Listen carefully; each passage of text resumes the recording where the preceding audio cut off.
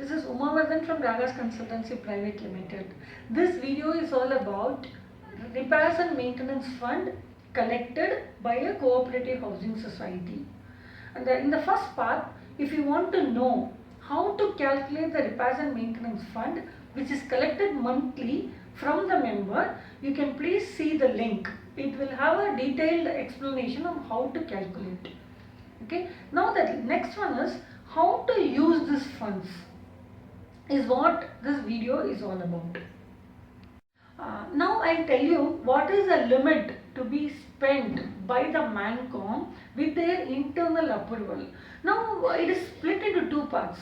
One is we will be spending this repairs and maintenance amount with the approval from the annual general body, and the one is there is a limit set where a Mancom can take the approval within itself in their monthly meeting. The limit is like this: up to 25 members it is 25,000, from 26 members to 50 members it is up to 50,000, above 51 members it is 1 lakh, but it should be a one-time expenditure. For this, Mancom can take the internal approval within themselves in the monthly meeting and carry out the work. The second part is, what if the amount spent on the particular repairs and maintenance is beyond the limit which is prescribed in the grid. So this has to go with the tendering process and approval to be taken from the general body meeting. Either it can be annual general meeting or a special general body meeting should be called for it. So only through this process the amount can be utilized for the big repairs and maintenance which is carried out by the society. Now we will see what if the one-time expense of repairs and maintenance is more than the available limit which we showed in the grid.